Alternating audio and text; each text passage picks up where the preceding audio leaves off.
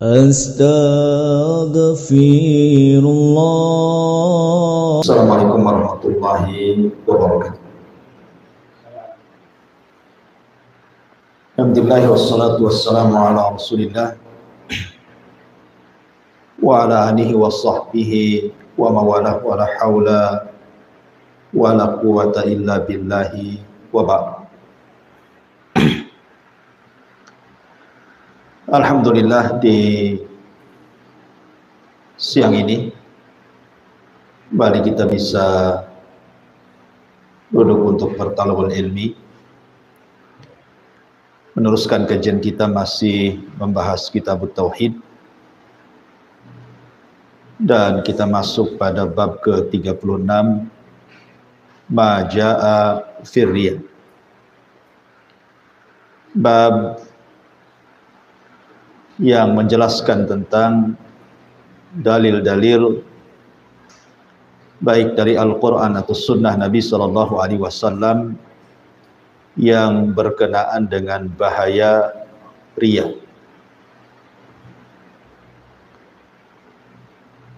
Ma'asyiral muslimat yang dimuliakan Allah Subhanahu wa ta'ala, bab ini sangat penting untuk kita pelajari, karena bab riya ini adalah bicara tentang penyakit hati yang paling bahaya. Terkena siapapun, mau orang awam, mau orang alim, mau orang biasa, berharta, ataupun orang-orang saleh, semua pasti terkena penyakit ini. Makanya saya nasihatkan, jangan pernah bosan untuk mengulang-ulang kajian tentang bahaya riya ini. Karena ada orang yang mengatakan, ini sudah sering dibahas Ustadz, hampir semua Ustadz membahasnya, pembahasan yang lain sajalah. Jangan pernah mengatakan seperti itu, karena bahaya riya ini luar biasa. Bukan hanya terkena ibu-ibu, saya pun yang bicara bisa terkena. Bahkan sekelas para sahabat Nabi SAW, seperti nanti yang kita akan bacakan di sini, hadis dari Abi Sa'id Al-Khudri radhiyallahu an, atau riwayat marfu dari Abu Sa'id Al-Khudri radhiyallahu an, sampai-sampai para sahabat Nabi SAW diingatkan oleh Nabi SAW bahwa fitnah Dajjal tidak lebih bahaya dibandingkan fitnah riya. Padahal fitnah Dajjal itu fitnah yang sangat menakutkan para sahabat, karena Rasul menakut-nakuti mereka. Tapi rupanya riya jauh lebih menakutkan dibandingkan fitnah Dajjal. Makanya para ulama sampai mengarang kitab tentang masalah riya ini berjilid-jilid karena bahayanya. Ma'asyiral muslimat yang dimuliakan Allah Subhanahu wa ta'ala, riya ini ada 3 macam. Pertama, disebut riya itu sendiri secara umum. Kemudian di sana ada sum'ah. Kemudian di sana ada syuhrah. Ada riya, ada sum'ah, ada syuhrah. Tiga-tiganya disebut riya. Adapun riya itu sendiri, secara bahasa disebutkan para ulama itu dari kalimat ra'a yura'i. Artinya menampakkan sesuatu untuk dilihat manusia. Makanya secara istilah ulama mengatakan an yakumal fardu bi amalin salihin liyunala bihi ridon nas wa yabdu bi madhari afdal amamah. Sebagian ulama mengistilahkan riya ini, memang definisi riya berbagai macam yang dikemukakan para ulama, tapi intinya sama, di mana seseorang melakukan amal saleh hanya untuk mencari redha manusia, kemudian dia menampakkan amal itu sebaik mungkin di hadapan manusia untuk mendapatkan pujiannya. Itulah riya. Dia tidak akan puas dalam beramal kalau belum ada pujian, dan dia akan malas beramal kalau tidak ada pujian. Karena ciri-ciri orang yang riya itu, mereka disebutkan dalam Al-Quran, wa idza qamu ila salati qamu kusala. Apabila mereka tegak mendirikan salat, mereka salat dengan cara yang malas-malas, karena tidak ada pujian. Kalau ada pujian, mereka baru semangat untuk beribadah. Adapun sum'ah, ini pun bagian daripada riya. Cuman bedanya kalau riya itu, ketika dia beramal saleh, dia ingin dipuji manusia, dilihat manusia, kemudian manusia yang melihatnya memujinya. Kalau sum'ah itu, seseorang yang beramal, boleh jadi mungkin amalan itu tidak ada orang yang tahu kecuali dia, tapi kemudian dia menceritakan setelahnya. Namanya ibu malam-malam tahajud, selesai tahajud, besoknya ibu cerita sama kawannya, semalam alhamdulillah saya tahajud, untuk mendapatkan komentar yang baik dari kawannya. Kalau kawannya memujinya, dia senang, dia senang dengan pujian itu. Maka ketika dia mendengar pujian orang, itu disebut sum'ah. Kemudian dia pun tidak menutupi amalan. Kemudian di sana ada namanya syuhrah. Kalau bahasa sekarang ini ingin viral lah bahasa. Sedikit-sedikit ingin viral gitu. Berbuat sesuatu ingin viral. Ngeprank orang. Umpamanya ibu ingin sedekah, kemudian ada orang lain yang disuruh ibu untuk meliputnya secara diam-diam, kemudian diupload di media. Ingin syuhrah. Syuhrah itu ingin dikenal orang, ingin viral gitu. Maka syuhrah juga bagian daripada riya. Jadi riya itu bisa riya itu sendiri, bisa sum'ah, bisa syuhrah. Tiga-tiganya riya. Dan tiga-tiganya sangat bahaya kalau seandainya seseorang terpapar dengan penyakit ini. Syekh Muhammad ibn Abdul Wahhab rahimahullahu ta'ala dalam kitab ini, Kitabut Tauhid, ingin menjelaskan kepada kita tentang bahaya riya ini. Karena riya ini mengurangi nilai tauhid, mengurangi nilai tauhid. Sebagian ulama mengatakan bahwa riya ini dilihat dari asal ibadah atau hanya sekedar dia nempel di sebuah ibadah. Kalau seandainya dari awal dia ibadah dia sudah riya, ini syirkul akbar, syirik besar. Karena tidak boleh ibadah itu kecuali diberikan kepada Allah Subhanahu wa ta'ala. Tapi kalau seandainya ibadahnya lillahi ta'ala karena Allah, kemudian di tengah jalan datang riya, lah inilah yang disebut dengan syirkul asghar, syirik kecil. Maka lihat apakah riya dari asal ibadah, awal ibadah, di mana semua ibadah yang ia lakukan untuk mendapatkan pujian, atau datang di tengah-tengah ibadah yang tadinya lillah akhirnya menjadi li ghairillah. Kalau semua ibadah dari awal ibadah dia berikan kepada selain Allah, maka ini syirkul akbar. Tapi kalau ibadahnya memang lillah, kemudian di tengah jalan ada riya, perasaan ingin dipuji orang, ingin didengar orang, supaya orang tahu dia sehingga dia syuhrah, viral dan begitu seterusnya, maka ini disebut syirkul asghar. Ini yang dikehendaki mu'alif rahimahullahu ta'ala. Lah riya sendiri kenapa sampai bahaya, demikian bahaya, sampai-sampai Nabi SAW kemudian mengatakan lebih bahaya dibandingkan fitnah Dajjal.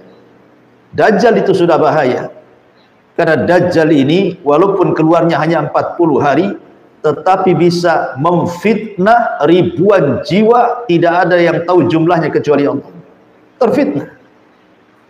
Tetapi kata Nabi SAW, riya lebih aku takutkan kepada kalian. Kenapa? Ya. Karena Dajjal itu fitnahnya nyata, fitnahnya tampak. Nabi SAW menyebutkan sifat-sifatnya. Dia buta sebelah, di dahinya ada tulisan kafir, kemudian jalannya bengkok, kemudian rupanya jelek, banyak kekurangan. Tapi riya ini sifatnya rahasia, karena riya itu amalan hati. Orang tidak tahu, yang tahu hanya dia saja yang sedang riya. Dan yang kedua, bukan hanya sifatnya rahasia, lebih daripada itu sifatnya halus. Tahu-tahu riya saja, tahu-tahu riya saja. Dia sangka itu tidak riya pada harinya, halus ya. Seperti orang umpamanya sering sedekah, kemudian ditegur, apa enggak, kamu enggak takut riya ya? Akhirnya kemudian dia meninggalkan sedekah karena takut riya. Orang yang meninggalkan sedekah karena takut riya, justru dia sedang riya. Orang bolak-balik ke masjid sholat 5 waktu. Mungkin bapak suka ke masjid 5 waktu, kemudian ada yang nyeletuk ke masjid, tumben nih ke masjid terus nih, kayak Pak Ustadz yeah. Padahal dia bukan Ustadz. Akhirnya dia berpikir, aduh nggak enak juga ini 5 waktu ke masjid, orang-orang nganggap saya Ustadz.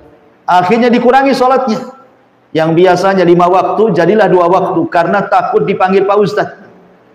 Maka ketika dia tidak sholat dan mengurangi sholatnya, sama juga dia sedang riya. Karena riya itu bukan hanya beramal karena manusia, meninggalkan amal karena manusia pun riya, karena intinya dia beramal tidak karena Allah. Makanya demikian bahayanya riya itu, karena bukan hanya rahasia tapi halus datangnya. Sampai-sampai Nabi SAW mengistilahkan seperti semut hitam berjalan di batu yang sangat licin dan hitam di kegelapan malam. Halus sekali datangnya. Maka kenapa bab ini sangat penting sekali dipelajari?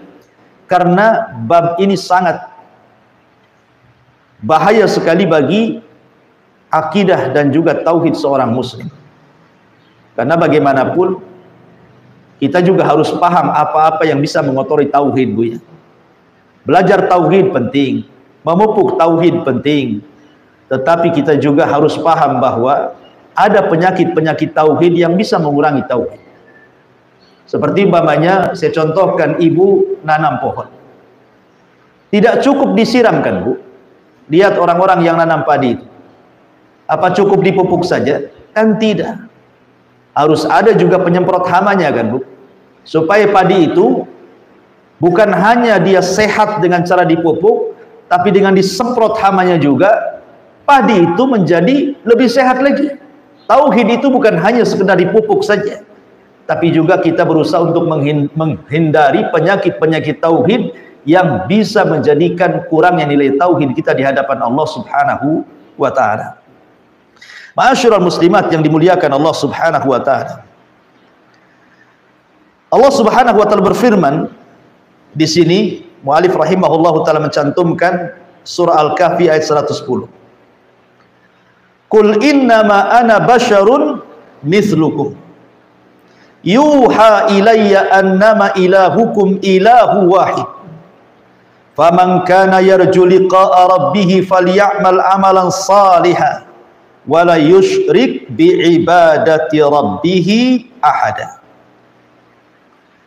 Katakan ya Muhammad, sesungguhnya aku hanyalah seorang manusia seperti kalian, akan tetapi aku diberi wahyu oleh Allah Subhanahu wa ta'ala. Di sini Allah Subhanahu wa ta'ala katakan kepada Nabi SAW, ya Muhammad, katakan, innama ana basyarun, saya ini manusia. Sebenarnya para sahabat tahu bahwa Nabi itu manusia. Mereka sudah tahu. Nabi pun sudah tahu dia manusia. Sahabat pun tahu dia manusia. Kita pun tahu bahwa Nabi itu manusia, bukan malaikat, bukan jin. Kenapa Allah Subhanahu wa taala menekankan agar dia mengatakan saya manusia, padahal manusia tahu dia manusia? Supaya seseorang jangan berlebihan meletakkan posisi Rasul di luar daripada apa yang telah didudukkan Allah Subhanahu wa taala. Supaya jangan hulu.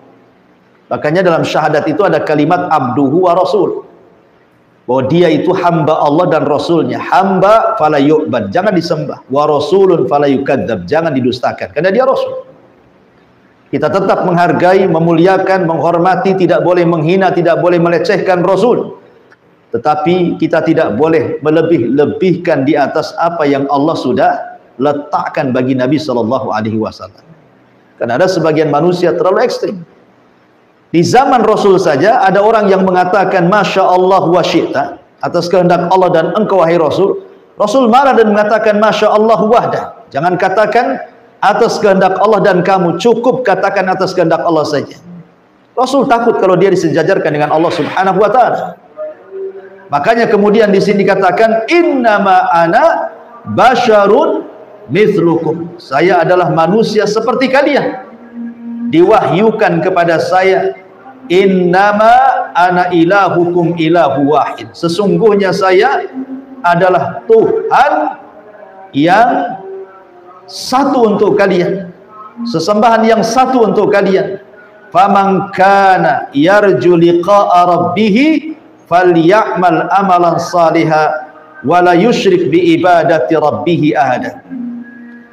Maka di sini Allah Subhanahu wa taala mengatakan faman kana yarju liqa'a rabbih, barang siapa yang mengharap perjumpaan dengan Rabbnya, hendaklah mengerjakan amal yang saleh, wala yusyrik bi ibadati rabbih ahada, dan tidak menyekutukan dengan siapapun dalam beribadah kepadanya. Syahidnya apa di sini? Syahidnya adalah falyamal amalan salihan wala yusyrik bi ibadati rabbih ahada. Kalau kita ingin berjumpa dengan Allah kelak di sorga, ingin menatap wajah Allah Subhanahu wa taala kelak di sorga, maka syaratnya dua di sini. Syarat yang pertama, falyamal amalan salihah, hendaklah beramal dengan amal yang saleh. Amal yang saleh itu artinya amal yang mencocoki syariat, amal yang mencocoki sunnah, amal yang mencocoki amalan Rasulullah, itu disebut amal saleh. Kemudian yang kedua, wala yusyrik bi ibadati rabbih ahada, dan tidak menyekutukan dengan Allah dalam beribadah kepada siapapun. Kalimat wala yusyrik bi ibadati rabbih ahada, tidak menyekutukan seseorang pun dalam beribadah kepada Allah Subhanahu wa taala, masuk di dalamnya syirkul akbar dan syirkul asghar. Masuk padanya syirik besar dan syirik kecil, termasuk riya. Masuk dalam kategori wala yusyrik bi ibadati rabbih ahada. Karena riya ini tidak menyangkut masalah ittiba. Riya ini menyangkut masalah ikhlas. Di sini kan ada ittiba, ada ikhlasnya. Ada ittiba mencontoh Rasul, ada ikhlas beramal semata-mata karena Allah Subhanahu wa taala. Lah riya ini bicara tentang ikhlas. Di mana orang yang riya ini hakikatnya dia tidak sedang ikhlas saat beramal, karena diarahkan kepada selain Allah Subhanahu wa taala. Di sini sisi pendalilannya wala yusyrik bi ibadati rabbih ahada, dia tidak menyekutukan seorang pun dalam beribadah kepadanya. Baik. Ma'asyiral muslimat yang dimuliakan Allah Subhanahu wa taala. Tentu kalau kita bicara riya, kan ada sebabnya. Apa sih sebabnya orang itu bisa riya?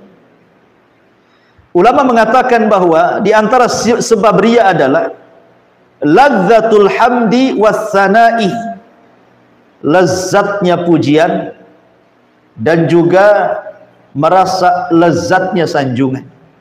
Kalau dia merasa enak, merasa lezat dengan pujian dan sanjungan, hati-hati. Ibu bisa terpapar riya. Kalau sudah mulai lezat, kok enak rasanya dipuji orang, kok enak rasanya disanjung orang, ini sudah terpapar penyakit riya. Karena seorang mukmin, Bu, hatinya tidak akan berubah, karena hatinya memang hanya diberikan kepada Allah. Mau dicaci, mau dimaki, ya biasa saja. Mau dipuja, mau dipuji, ya biasa saja. Artinya hati seorang yang muwahhid itu tidak akan terpengaruh dengan sanjungan pujian ataupun dengan cacian dan hinaan. Bagi dia sama saja. Bukan berarti kalau dicaci kemudian dia merasa kecil hati, kalau dipuji pula merasa besar hati. Tidak. Orang yang muwahhid ahli tauhid itu tidak akan merubah hatinya. Ini yang pertama. Yang kedua, al-khaufu minadz-dzam. Takut celaan orang. Takut celaan orang. Maka sebab riya yang kedua karena takut kalau dia dicela orang. Makanya dia terus mengharap pujian orang. Ibu kalau beribadah kepada Allah Subhanahu wa taala jangan takut dicela orang.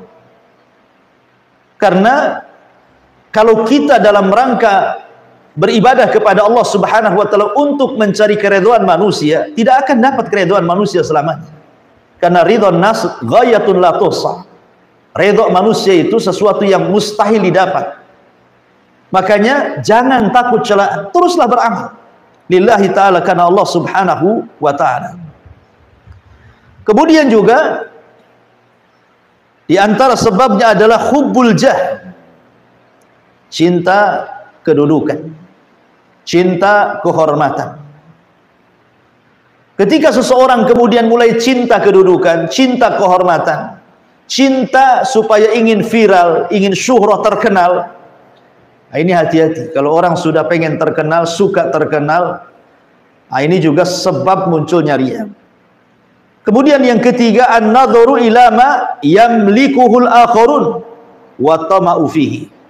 Dia melihat hal-hal yang dimiliki orang lain, kemudian dia merasa tamah, merasa hasad ingin memilikinya. Ini juga salah satu sebab datangnya riya. Tamak dan juga hasad. Ma'asyiral muslimat yang dimuliakan Allah Azza wa Jalla, oleh karena itulah maka untuk menghindari sebab-sebab riya ini, beramalah karena Allah Subhanahu wa taala. Jangan sekutukan Allah dengan manusia. Ingin mendapatkan pujian dari manusia, karena nanti pada hari kiamat kita disuruh untuk datang kepada orang-orang yang ketika di dunia memuji kita. Kemudian Allah katakan, cari pahala dari mereka, maka kita tidak akan dapat. Ma'asyiral muslimat yang dimuliakan Allah Subhanahu wa taala. Sebagian para ulama mengatakan bahwa riya itu bisa terjadi kepada badan, bisa terjadi kepada penampilan, bisa terjadi kepada ucapan, bisa terjadi kepada amalan, dan bisa terjadi kepada orang yang diikuti atau hal-hal yang lainnya. Contoh umpamanya terjadi pada badan kita, seperti umpamanya seseorang menampakkan kehusyuan dalam beribadah. Jadi badan dia itu seolah-olah kurus kering gitu kan, supaya orang mengira dia ahli saum. Kemudian dia menampakkan bekas sujudnya supaya seolah-olah dia ahli sujud gitu. Kemudian dia menampakkan pakaiannya seolah-olah pakaiannya itu ahli zuhud, dan begitu seterusnya. Ya, jadi dari badannya menampakkan sifat-sifat badannya seorang orang dia yang berijtihad, padahal dia lillahi ta'ala. Seperti hadis ketika Nabi SAW mengatakan, awal man tusyu'ira bihin nar, orang yang pertama disentuh api neraka, didatangkan kepada mereka orang yang mati syahid, didatangkan kepada Allah Subhanahu wa taala orang yang mati syahid, didatangkan kepada Allah orang yang ahli sedekah, didatangkan kepada Allah orang yang ahli Quran. Kemudian ditampakkan amalannya, bagaimana badan dia sedang membaca Quran, bagaimana badan dia sedang berjihad, bagaimana badan dia sedang bersedekah. Kemudian Allah katakan, betul itu kalian? Ya, itu saya semua ya Rabb. Maka Allah mengatakan, kadzabtum, dusta kalian.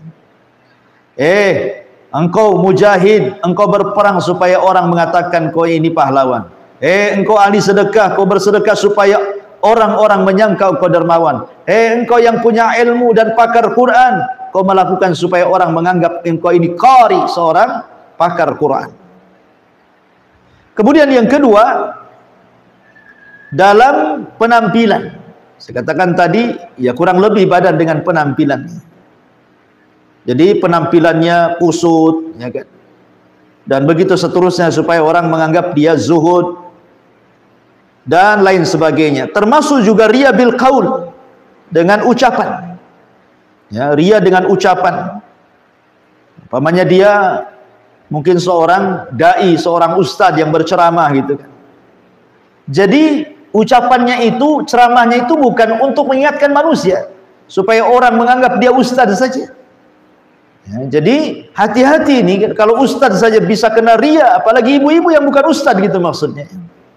Kemudian juga riya dengan amal, seperti beramal karena selain Allah Subhanahu wa taala menampakkan solat yang khusyuk, yang panjang, ya, sujudnya yang lama, rukunya yang lama dan begitu seterusnya, maka ini pun bagian daripada riya. Intinya riya itu, Bu, bisa masuk ke solat, ke zakat, ke puasa, ke haji, ke sedekah, bahkan ke penampilan, bahkan kepada muamalah, bahkan kepada pertemanan, bahkan dalam skala rumah tangga, skala bertetangga, skala orang banyak. Riya itu masuk kemana saja. Bahaya sekali riya itu. Ya. Makanya Imam Nawawi rahimahullahu ta'ala ketika menjelaskan tentang bahaya riya dan sum'ah, Imam Nawawi mengatakan, wa kama anna riya muhbitun lil amali kadzalika at-tasmi' wa huwa an ya'mal lillahi fil khalawat thumma yuhaddisun nasa bima amil. Sebagaimana riya bisa menggugurkan amal, begitu juga sum'ah, di mana seseorang beramal karena Allah dalam kesendirian, kemudian dia menceritakan hal itu kepada manusia. Ma'asyiral muslimat yang dimuliakan Allah Azza wa Jalla, nanti terakhir pembahasan kita akan menjelaskan kisah-kisah para ulama, bagaimana mereka menjaga keikhlasan.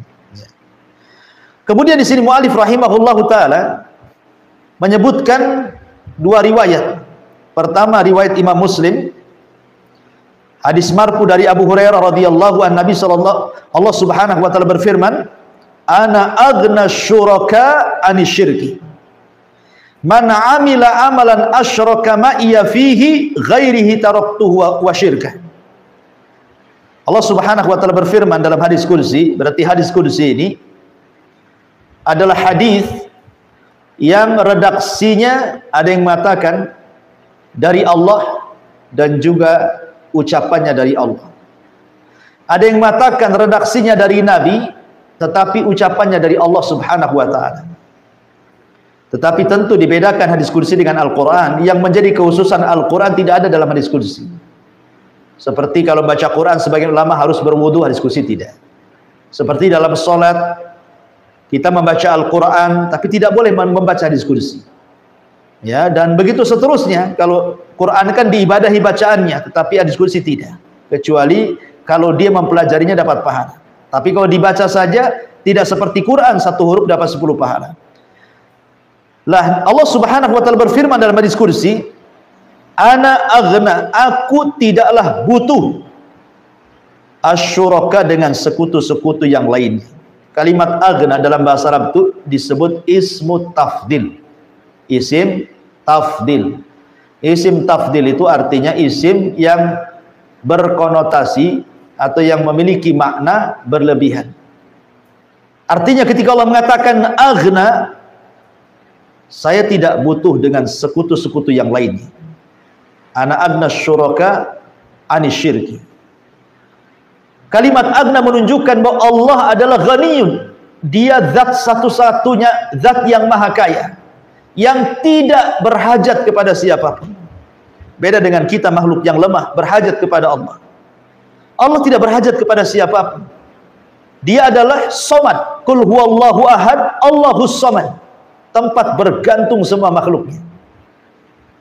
Jadi Allah itu maha kaya, tidak berhajat kepada siapapun. Bahkan tidak berhajat kepada ibadah manusia.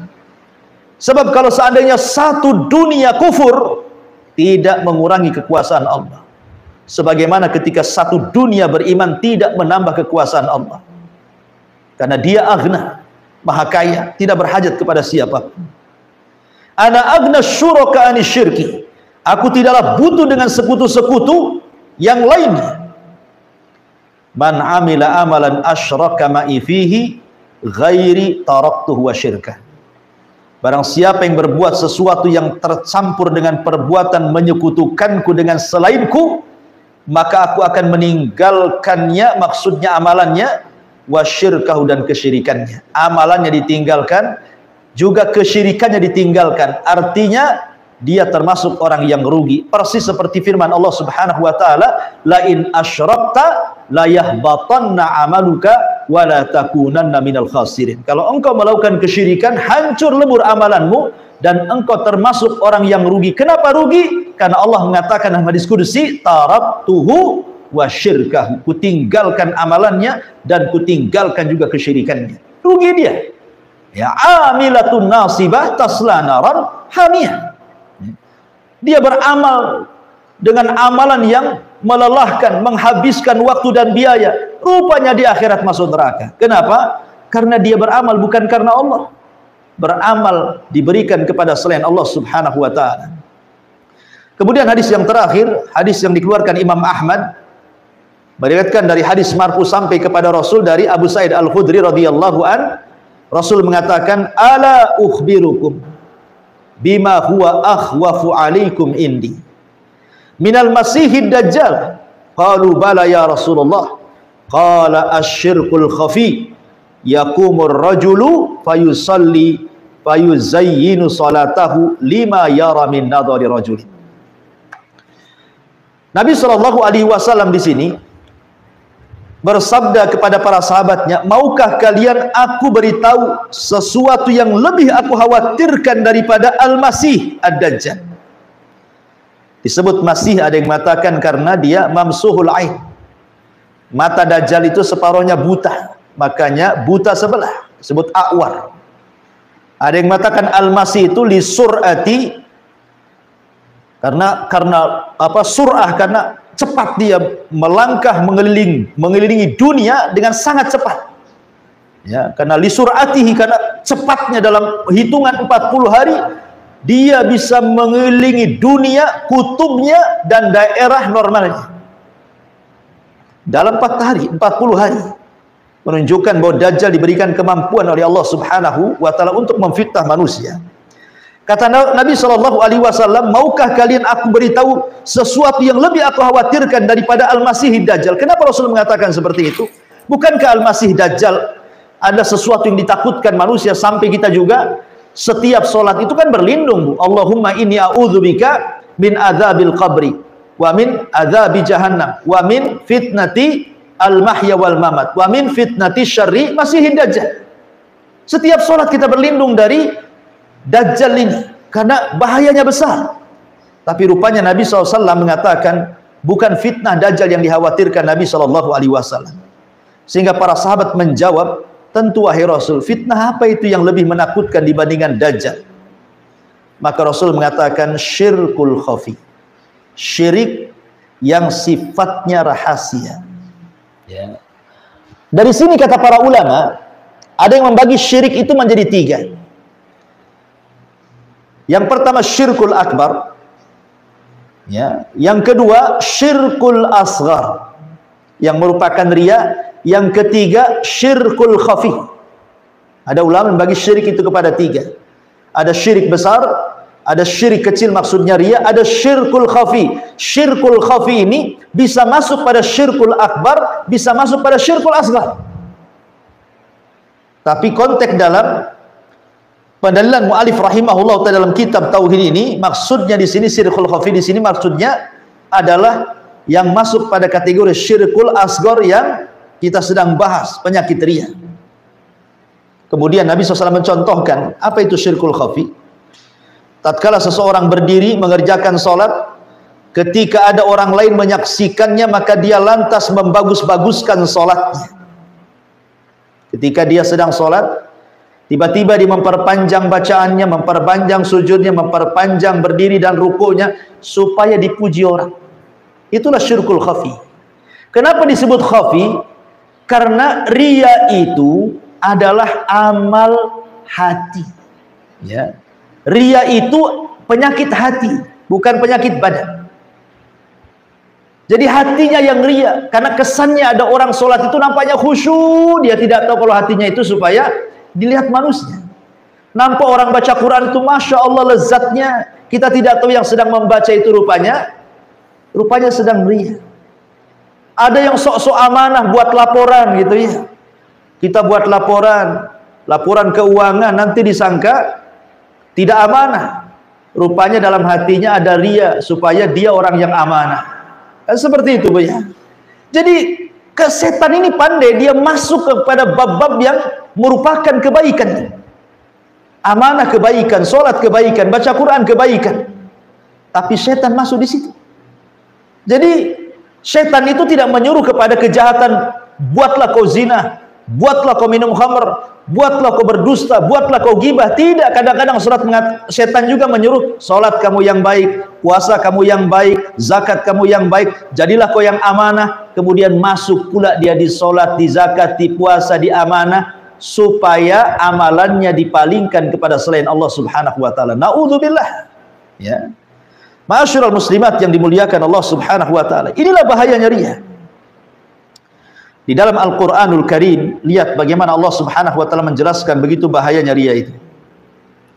Dalam surah Al-Baqarah ayat 264 Allah katakan, Ya ayyuhalladzina amanu la tubtilu sadaqatikum bil manni wal adha kalladzi yunfiqu malahu ria'an nas wa la yu'minu billahi wal yawmil akhir wa mathaluhu kamathali safwanin alaihi turabun fa asabahu wabilun fatarakahu salda la yaqdiruna ala syai'in mimma kasabu wallahu la yahdil qaumal kafirin.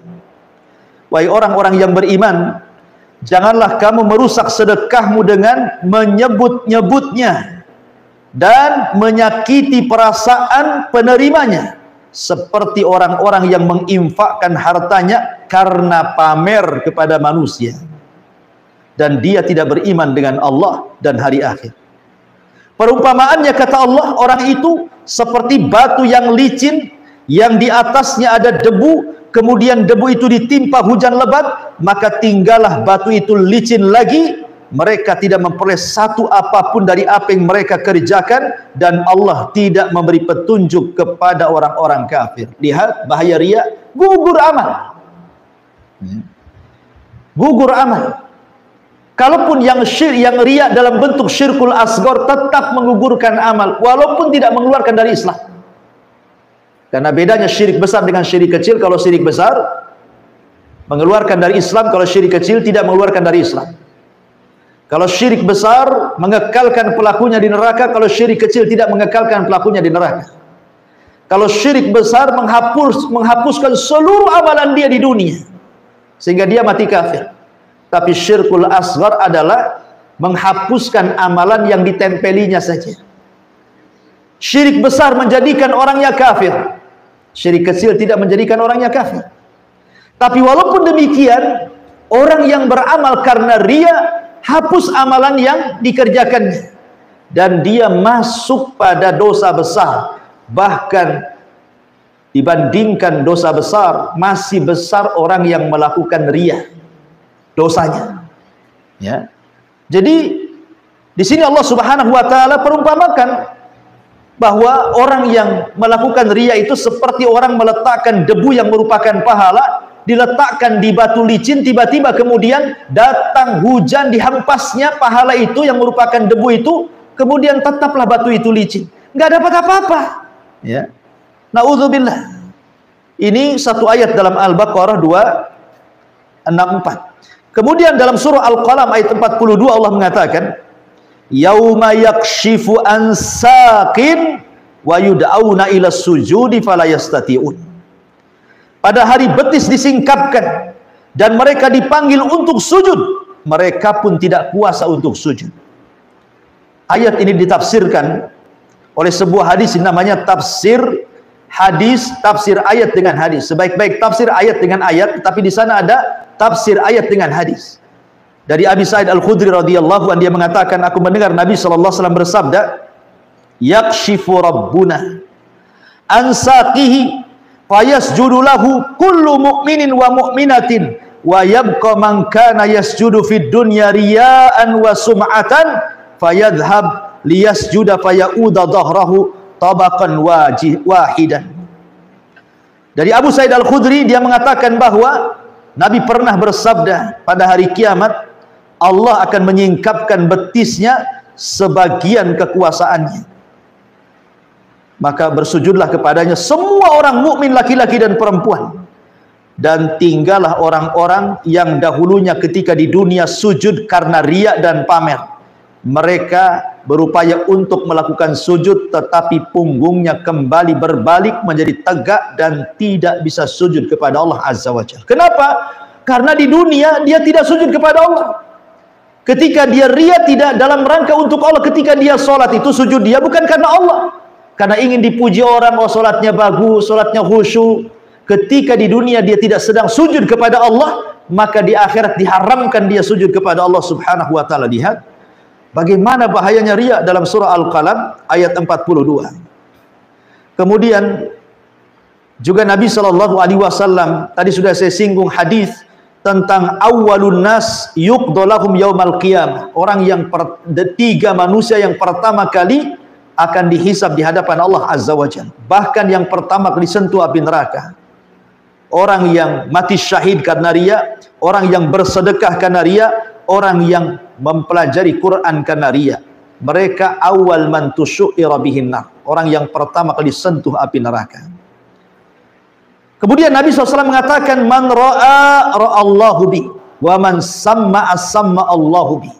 Barang siapa yang riya di dunia ataupun sum'ah di dunia, maka Allah akan perlihatkan sebagai penghinaan pada hari kiamat, dan Allah perdengarkan sum'ahnya pada hari kiamat, supaya orang tahu siapa dia, supaya orang tahu ketika dunia itu beramal untuk siapa.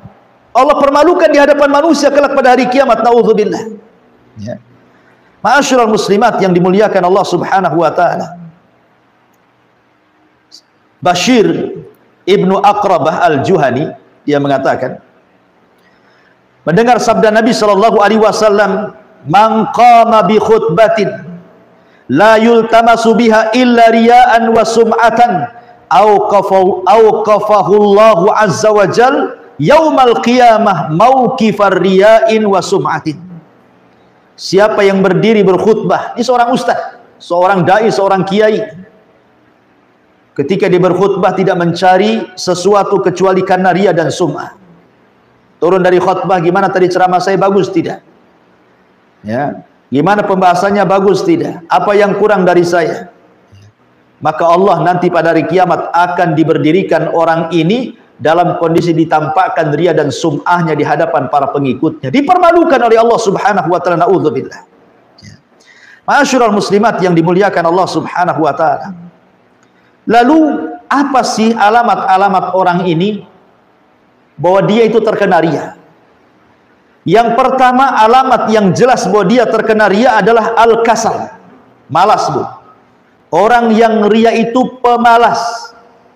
Adamul iqbal alal amal, dia tidak mau menerima dan melaksanakan secara langsung amalan yang diperintahkan kepadanya.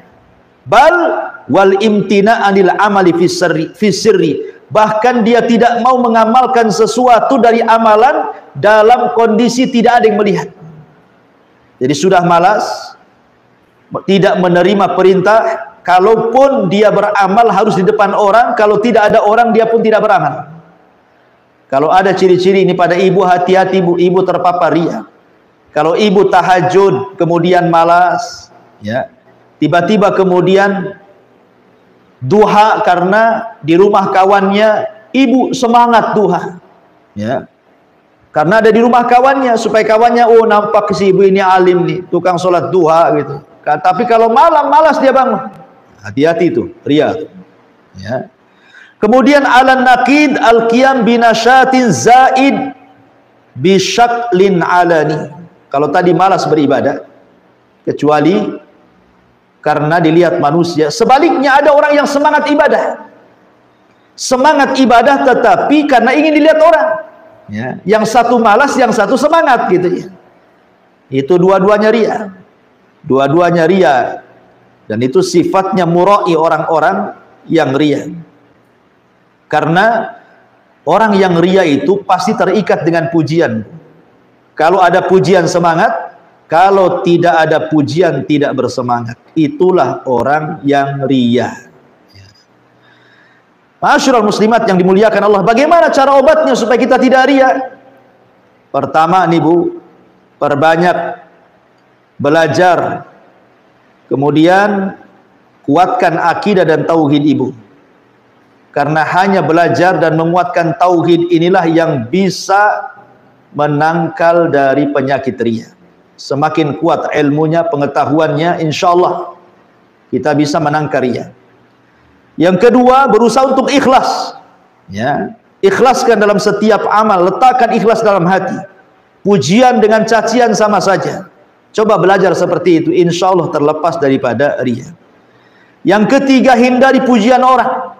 Kalau orang sudah memulai memuji Ibu, tinggalkan orang itu. Jangan didengar.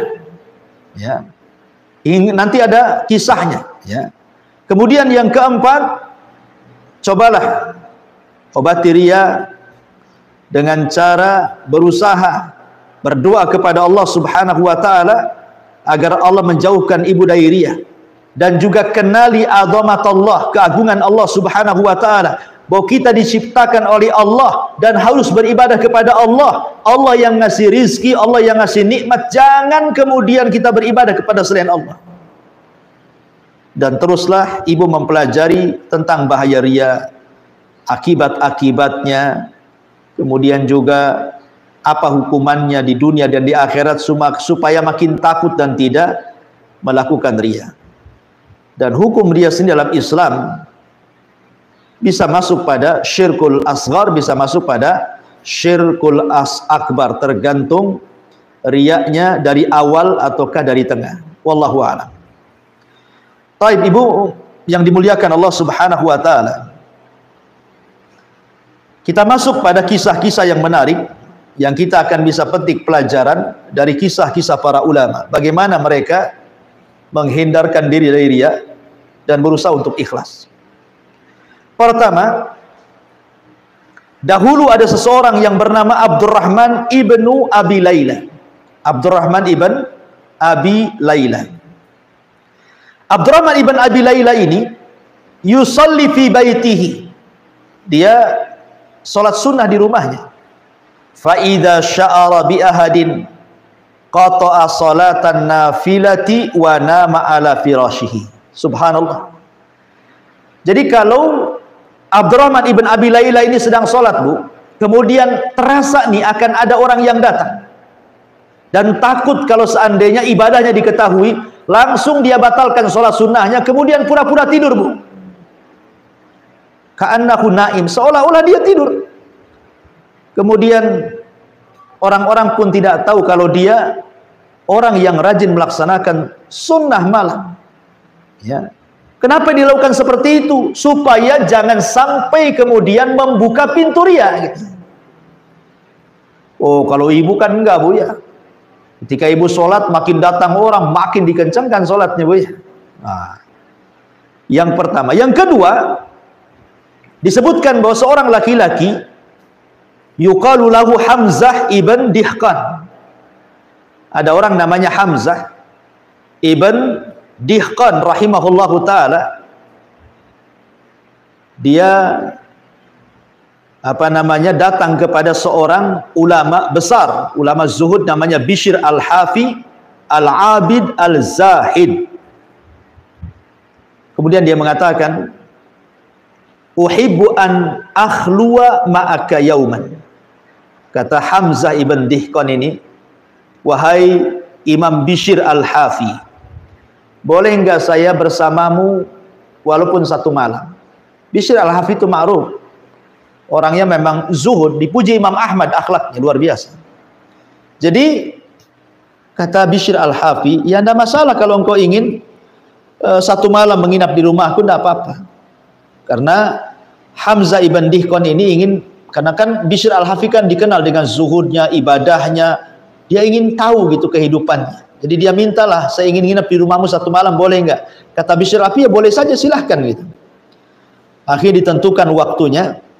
Kemudian ketika dia pun bergegas ingin datang ke rumah Bishr al-Hafi, rupanya dia tidak janjian dengan Bishr al-Hafi. Dia langsung datang gitu saja. Rupanya dia melihat Bishr al-Hafi sedang sholat. Diintip sama dia, Bu. Kemudian dia didengarkan apa yang dibaca dalam sujudnya Bishr al-Hafi ini.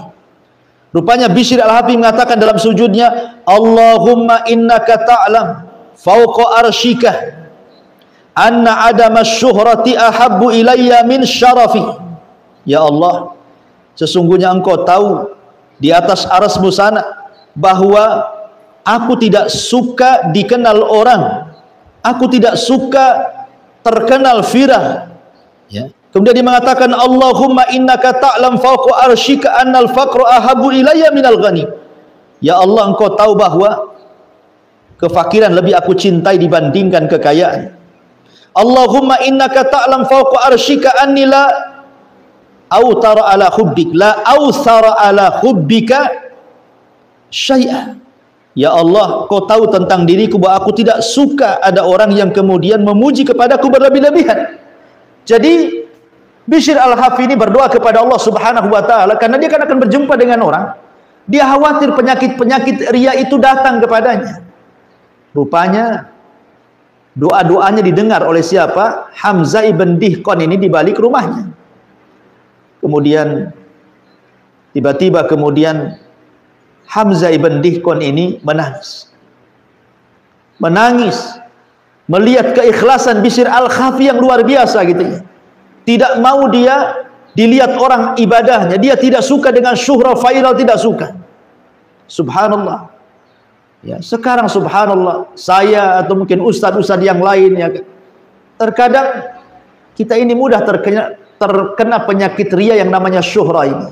Pengen viral, kajian direkam, ya, walaupun niatnya supaya untuk bermanfaat untuk orang, terkadang baca komen-komen di bawah, memuji, terkadang terbuka juga pintu ria itu.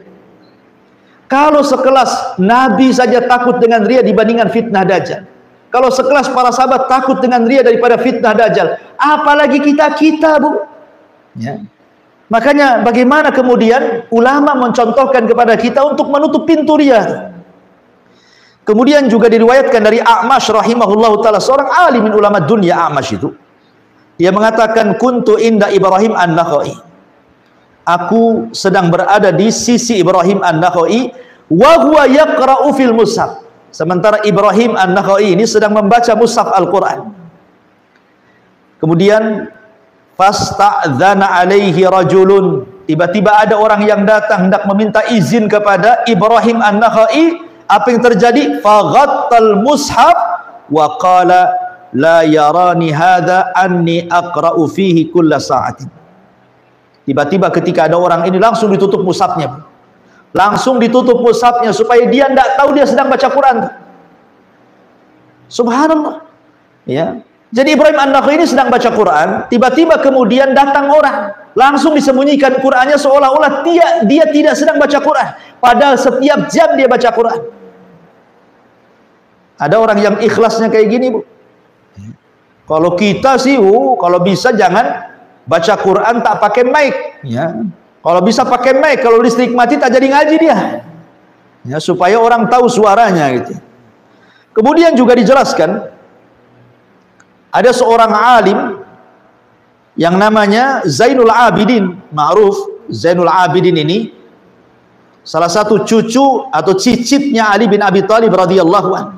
Ali ibnu Husain ibnu Ali ibnu Abi Thalib, atau julukannya Zainul Abidin. Setiap malam, Bu, dia panggul tuh gandum itu 70 fuqara wal masakin, kebutuhannya ditanggung dia setiap malam. Jadi kalau umpamanya dia tahu nih, saya taruh gandum 1 karung di rumah ini, diperkirakan ini habis 1 minggu, nanti minggu depan datang lagi, naruh lagi gandum di situ, minggu depan naruh lagi di situ. Bukan 1 rumah, hampir 70 rumah orang-orang fuqara Madinah kemudian setiap bulannya dia sedekahkan. Dengan cara itu, malam-malam dia bangun, dipanggulnya beras itu, kemudian carinya orang fakir miskin diletakkan depan rumahnya. Manusia pun tidak tahu siapa yang meletakkan beras itu di situ. Ketahuannya setelah Zainul Abidin meninggal, tidak ada lagi beras yang diletakkan depan rumah. Dan punggungnya kapalan karena setiap malam dia membopong gandum. Subhanallah. Rajulun tasaddaqa biyaminih la ta'lam minhu shimal. Seorang laki-laki yang bersedekah dengan tangannya, tidak tahu tangan kirinya. Itulah ikhlas, karena takut riya. Ya. Abu Ayyub As-Sikhtiyani, ma'ruf seorang pembesar a'immah at-tabi'in, pemimpin para tabi'in. Abu Ayyub As-Sikhtiyani, dan termasuk ahli ibadah. Ya. Dia mengatakan, apabila dia membacakan hadis Nabi SAW, Abu Ayyub As-Sikhtiyani, terkadang dia menangis. Terkadang dia menangis. Apabila Nabi SAW menceritakan tentang neraka, azab, padang mahsyar dan begitu seterusnya, maka dia takut kemudian menangis. Apabila dia menangis, dia kemudian menutup dengan serbannya, kemudian pura-pura pilek dan mengatakan, ma asyaddu zukam, alamat parahnya pilek aku ini, katanya. Amat parahnya pilek aku ini, di depan murid-muridnya, supaya dia tidak diketahui sedang menangis. Begitu menjaga keikhlasannya para ulama dulu. Ma'asyiral muslimat yang dimuliakan Allah Subhanahu wa taala. Kemudian juga Abdullah ibn Ahmad ibn Hanbal, putra Imam Ahmad, kana abi, dia menceritakan bapaknya Imam Ahmad, kana abi, adalah bapakku, kata Abdullah ibn Ahmad, idza kharaja fi yaumil jum'ah la yada ahadan yatba'u wa rubbama waqafa hatta yansarifa alladhi yatba'u. Imam Ahmad ini kalau berangkat Jumatan, dia akan mencari jalan yang tidak diketahui manusia. Kalau nampak ada orang lewat, maka dia pura-pura bersembunyi supaya tidak diikuti orang, supaya jangan sampai terkena penyakit was-was dan riya. Begitu para ulama sunnah. Ya, bahkan dikatakan seorang Muhammad ibn A'yun, dia adalah kerabat ataupun sahabat daripada Imam Ibnul Mubarak rahimahullahu taala, Muhammad ibn A'yun, dan dia adalah kawan daripada Abdullah ibn Mubarak. Jadi suatu ketika, kata Muhammad ibn A'yun ini menceritakan tentang Abdullah ibn Mubarak nih, kami di malam itu berada di peperangan ketika melawan Romawi. Fadhahaba Abdullah ibn Mubarak liyadha'a ra'sahu, maka Abdullah ibn Mubarak pun kemudian pergi ke pembaringannya untuk meletakkan kepalanya di atasnya untuk tidur, pura-pura tidur. Ya. Ketika merasa seluruh pasukan itu sudah tidur, Abdullah ibn Mubarak bangun, dan Muhammad ibn A'yun, dia sebenarnya tidak tidur, dia ingin memperhatikan Abdullah ibn Mubarak, jadi dia pura-pura tidur saja. Ya. Tiba-tiba kemudian Abdullah ibn Mubarak bangun gitu saja ketika manusia sedang tidur, kemudian sholat. Jadi tidak ada yang tahu sholatnya Abdullah ibn Mubarak setiap malam seperti itu, kecuali siapa? Kecuali Muhammad ibn A'yun. Dia tahu bahwa Abdullah ibn Mubarak itu sholat ketika pasukan tidur. Makanya Muhammad ibn A'yun ketika mengetahui seperti itu, dia lantas kemudian mendatangi Abdullah ibn Mubarak dan mengatakan, sungguh mulianya dirimu, di saat manusia sedang tidur, engkau bangun tengah malam sujud kepada Allah Azza wa Jalla.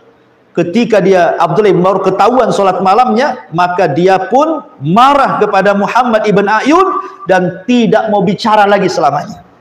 Ya. Jadi dia nggak mau bicara lagi sama Muhammad ibn, karena ketahuan ibadahnya, takut riya, takut diceritakan kepada orang kemudian membuka pintu riya. Begitu para ulama. Kemudian juga diriwayatkan daripada Ibnu Jauzi dari Hasan, dia mengatakan, aku bersama Ibnu Mubarak, kemudian fa'ataina ala siqayatin wan nas yashrabuna minha fadana minha liyashraba wa lam ya'rifuhun nas. Jadi kata Ibnu Jauzi dari Hasan, dia mengatakan, aku bersama Ibnu Mubarak, kemudian kami datang ke tempat minumnya air, maka manusia pun minum air, maka Abdullah ibn Mubarak pun ingin minum air, dia tutup wajahnya supaya manusia tidak tahu bahwa dia Ibnu Mubarak. Subhanallah, sampai seperti itu kalau ulama sudah dikenalkan itu. sampai menutup muka. Kalau tidak ditutup maka orang akan tahu Ibnu Barak dan memujinya, dan itu akan membuka pintu riya. Fudail ibn Iyad dan juga Sufyan Ats-Tsauri pernah duduk berdua, berbincang-bincang, tukar pikiran soal agama. Kemudian setelah selesai, maka masing-masing kemudian menangis dalam majelis itu, kemudian masing-masing pergi. Kata Sufyan Ats-Tsauri, arju an yakuna hadza la majlisun alaina rahmatun wa barakah. Saya hanya mengharap kepada Allah, mudah-mudahan pertemuan kita ini adalah majelis yang penuh dengan rahmat dan berkah. Kata Fudail bin Iyad, walakinni, akan tetapi diriku, akhafu ya Aba Abdillah, aku berbeda pula, aku takut wahai Aba Abdillah, alla yakuna adhar alaina, jangan-jangan majelis kita ini memadaratkan kepada kita, katanya. Yang satu memuji majelis, yang satu ketakutan dengan majelis. Abdullah ibn Mubarak suka dengan majelis ilmu dan mengatakan mudah-mudahan ada berkahnya kita berjumpa, bertukar pikiran soal agama. Kata Fudail bin Iyad, boleh jadi pertemuan ini madarat bagi kita, katanya. Kata Sufyan Ats-Tsauri, bagaimana kau bisa mengatakan seperti itu? Maka dijelaskan, alasta takhallasta min ahsani hadithika wa takhallastu ana ila ahsani hadithi. Bukankah hidupmu berusaha engkau melepaskan dari pujian ucapanmu supaya tidak dipuji orang, sebagaimana juga aku, ketika aku berkomentar aku tidak mau dipuji orang. Akhirnya kemudian kata Sufyan Ats-Tsauri, sadaqta, betul. Akhirnya keduanya juga menangis. Subhanallah, sampai kepada ucapan agama saja gitu kan. Fudail ibn Iyad mengajarkan kepada kita takut kalau seandainya masing-masing terfitnah tuh. Kemudian juga diceritakan dari Muhammad ibn Aslam.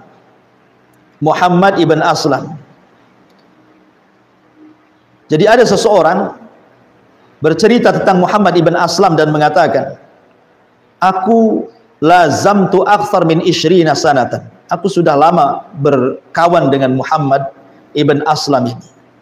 Lam arahu yusalli. Aku tidak pernah melihat dia salat. Maksudnya rak'ataini minat tatawu fi makanin yarahun nas illa yaumal jum'ah.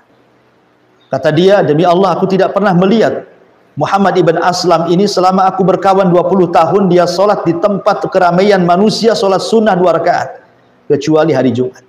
Padahal dia orang yang banyak salat. Jadi ulama-ulama dulu tuh berusaha menyembunyikan salat, menyembunyikan amalan gitu ya. Supaya apa? Supaya menjaga keikhlasan. Supaya menjaga keikhlasan dan menutup pintu riya. Itulah ulama dulu.